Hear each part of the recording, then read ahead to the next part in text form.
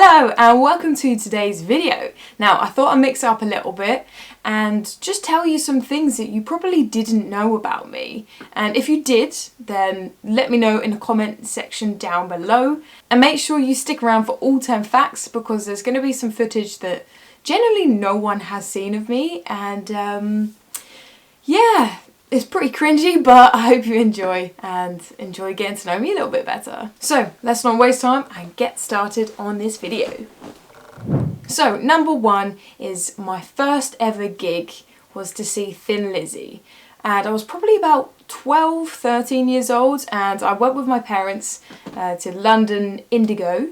And I think I was pretty much the youngest person there, but honestly I didn't mind. I was just so buzzing to be at a concert. And it was an amazing gig. Like, I had so much fun, but I remember when we left and we were in the car, I asked my parents, like, why is there this like ringing noise in my ear?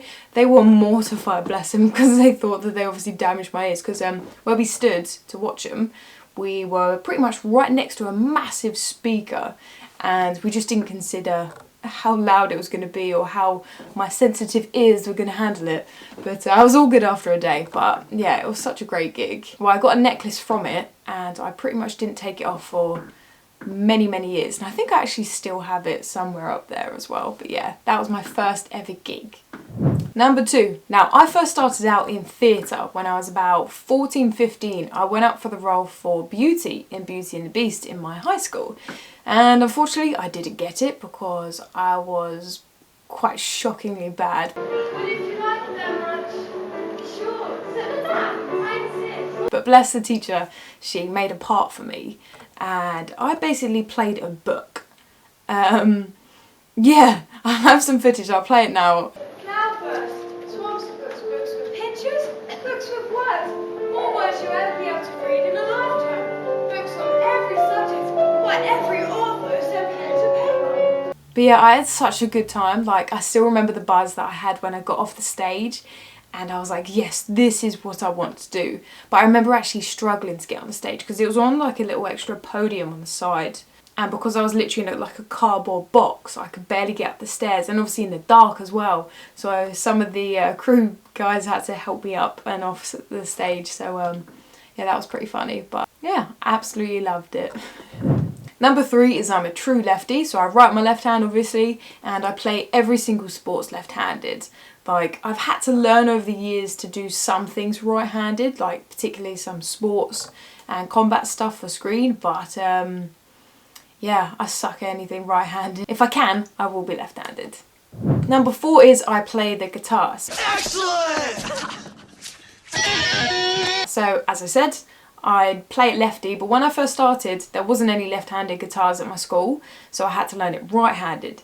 And I really struggled with this and almost gave up. But because I was so determined to play it, I actually started to play it upside down, the right-handed guitar, and I know quite a few songs on it that way. And then because I was loving it so much, my dad actually bought me a left-handed electric acoustic guitar for me. But yeah, I was that kid at school in year 7 who had the massive guitar bag on their back. Like, it was so big that it used to hit the back of my legs when I used to walk. Yeah, it's massive, but it done me so much great. Like, I'd done a lot of my school performances playing the guitar. Actually, fun fact, I have the guitar still here with me, and it's still pretty good condition to be fair, but it is massive, as you can probably see. Like, it is a big boy, but I love it. It's such a good guitar. It's done me well. But when I was learning how to play guitar, I pretty much used to print out all the sheet music and the chords in my bedroom and try learn them at home. Because I was that kid who was quite embarrassed to play in front of anyone because my brother's very musically talented and a lot of my family friends are amazing at instruments and stuff. So I always put the pressure on myself to be good. So I didn't want anyone to see me play until I could actually properly play it. And what I actually used to do was I used to record myself on my laptop playing the guitar or the keyboard, and oh, here's some cringy footage. And I pretty much started to record myself throughout my teens, just so I could remember how to play them. And actually, I used to do tutorials for people. Never had the intention to put it anywhere, like on YouTube or anything. But yeah, I got some videos of me being like, so this is how you play swing, swing, swing. Basically down, up, balls, down, up, down,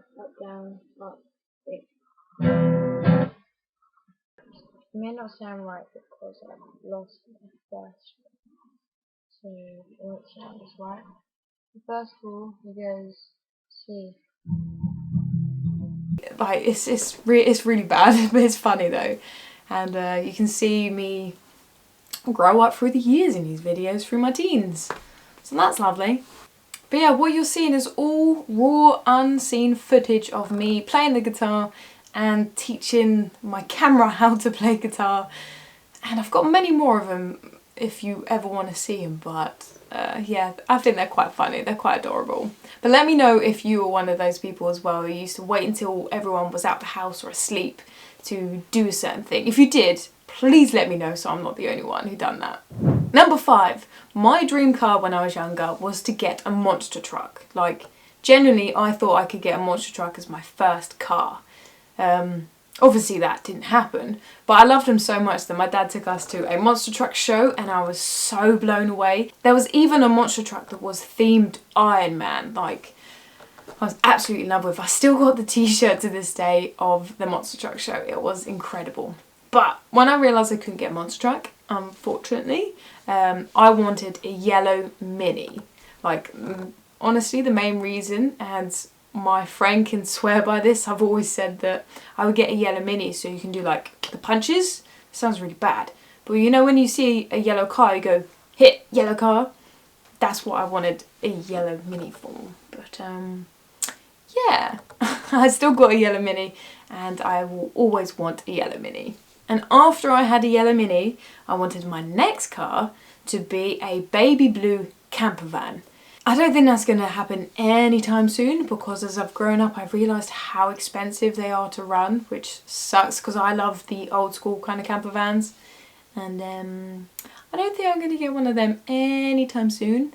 But if my mum wins the lottery, she promised me to buy a camper van. So Mum, I'm holding you to it. You will have to buy me a camper van if you win the lottery. Thanks!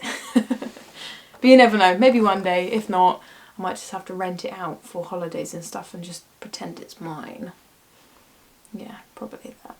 If you're still watching this video at this point and you're enjoying it, make sure you give it a nice thumbs up and subscribe to my channel because it really helps me a lot. Anyway, back to my video. Whee! Number 6. Now this is a bit of a story time, but it's worth it.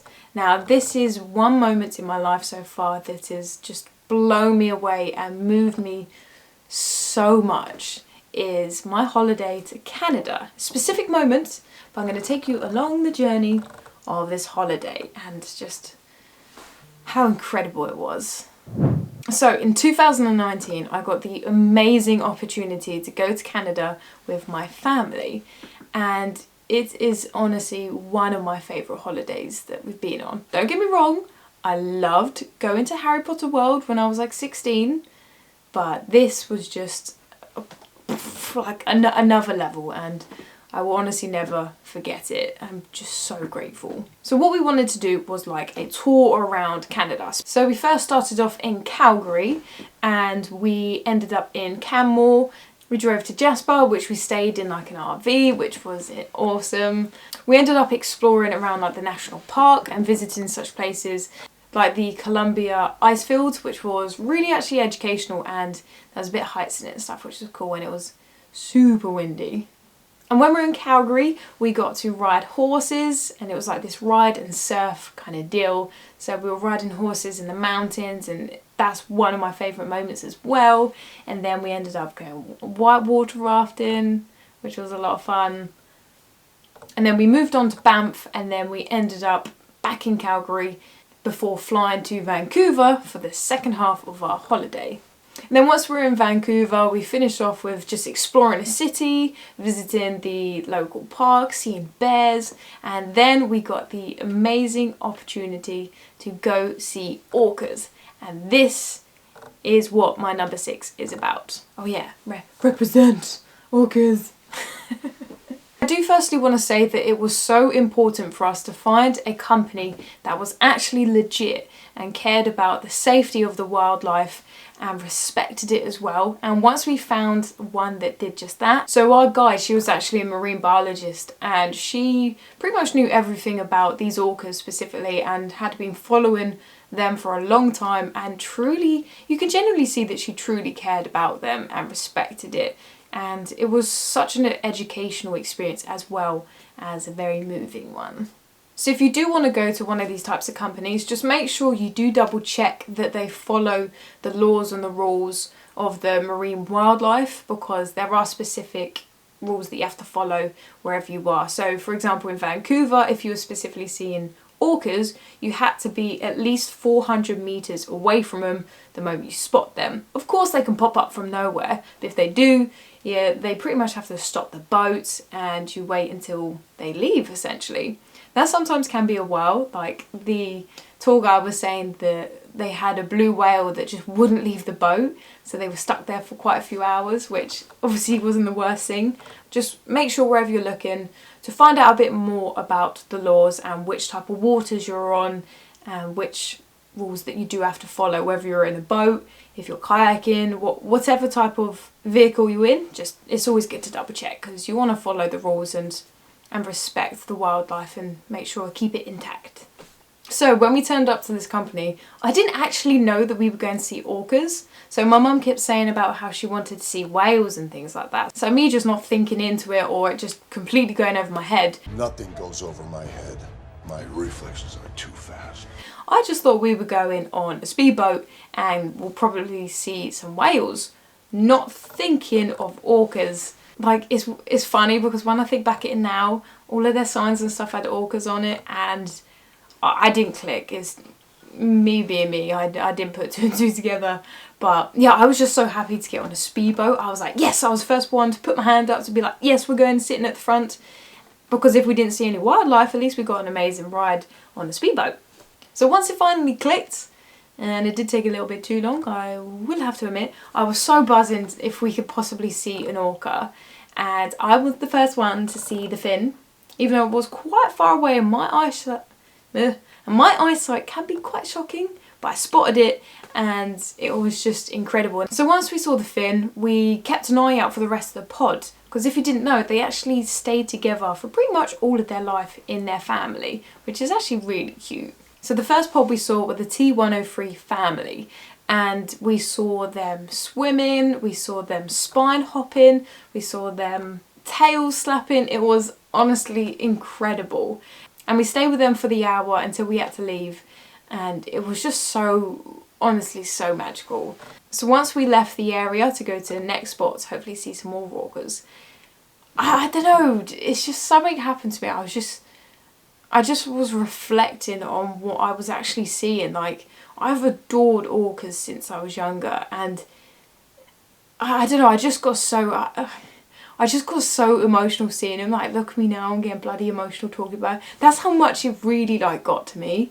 And yeah, we were flying along on the speedboat, and we had to have like goggles on as well, and I was like subtly trying to wipe my eyes because I had my dad and brother next to me, and I didn't want them to laugh at me. But yeah, I was like trying to wipe it like all subtly under whilst it was windy, and they both clocked and laughed, but I think they thought it was quite sweet and adorable. But yeah, it was honestly just so magical. Why am I...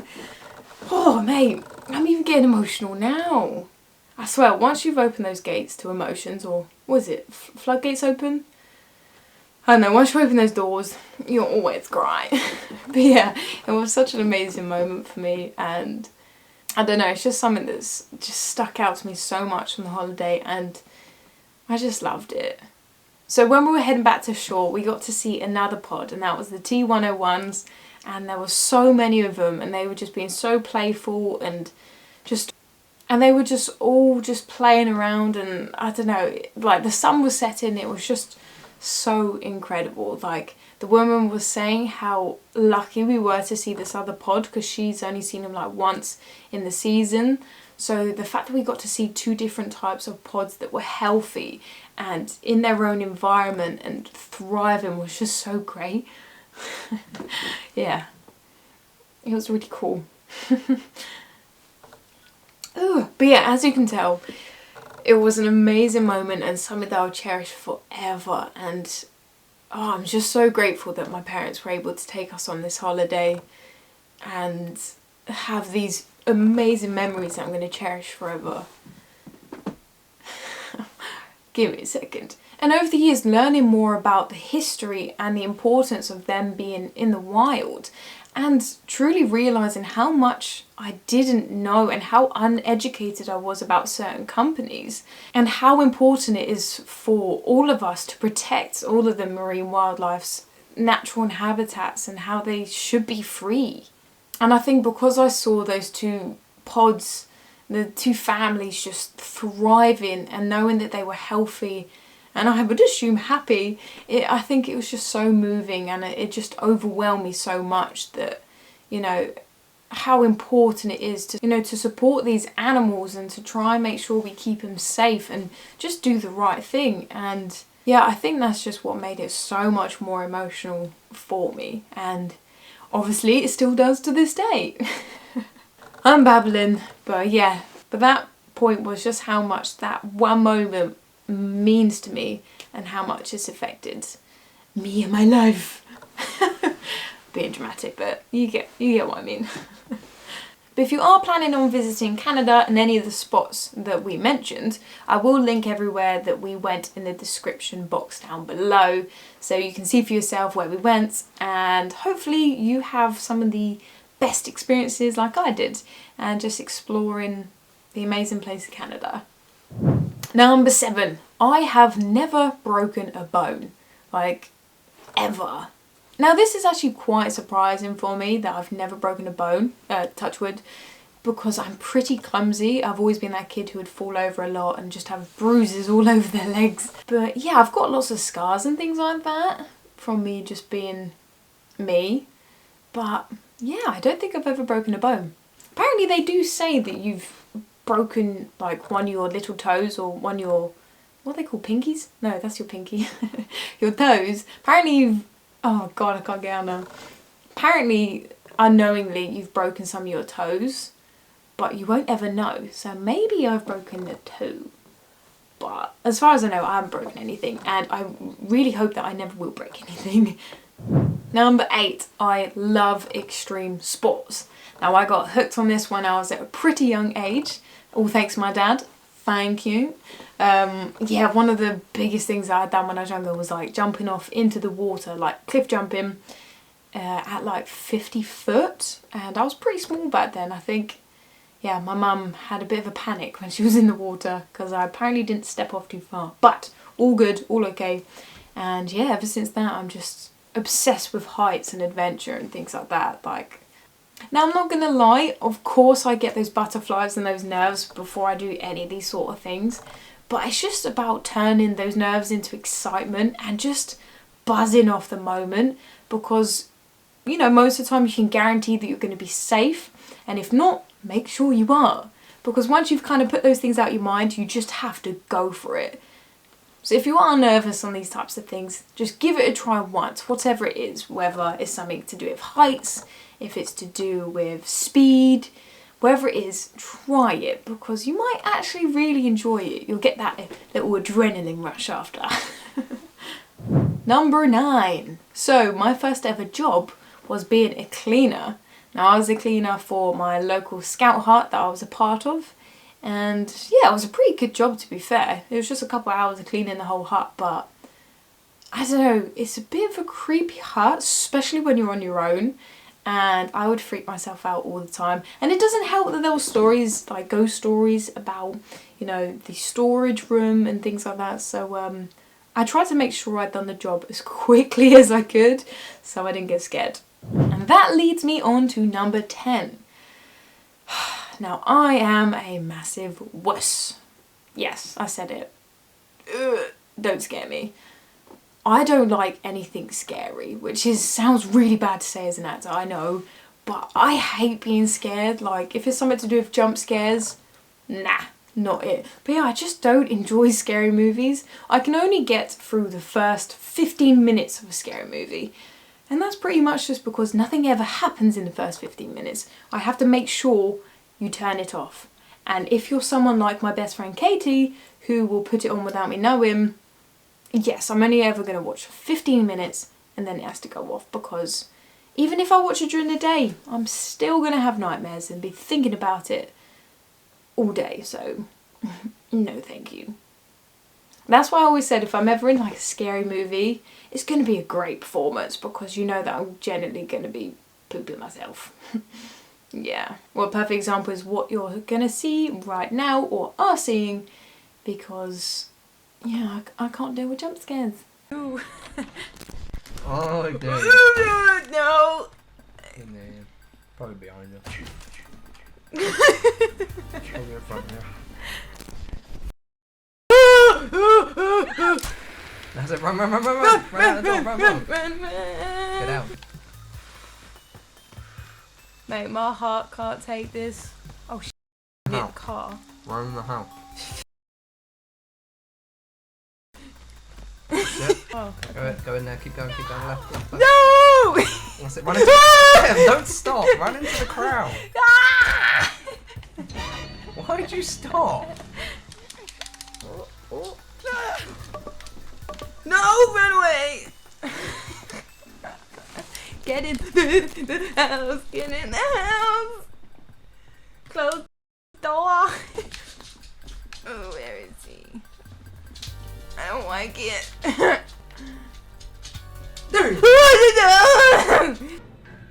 Oh my god, no!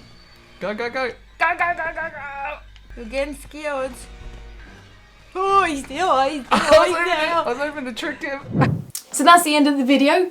They are my 10 facts that you probably didn't know about me. And I hope to see you when my next video comes out the following Sunday at 2 PM. Alright, have a good day, good evening, good night, wherever you are.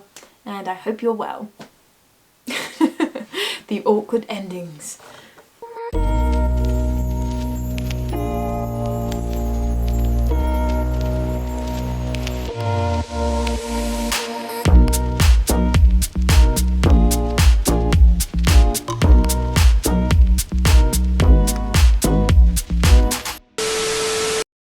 Now, if you've seen an election, focus on me, focus on me, focus on me, focus on me, focus on me.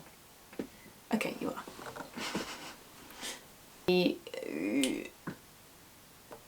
Now then, I don't know what else to say. It probably wasn't focusing on my eyes, but who knows?